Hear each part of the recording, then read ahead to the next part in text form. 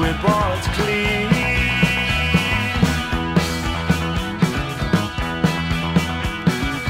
Mae'n jacket o'i bawon dwi hebyn, ac yn eistedd yma heno teimlo'n dria.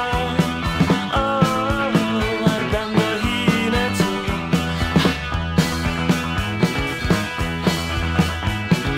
Mae'n wir I ddweud, dwi'n siarad gormod a dwi byth yn gwneud.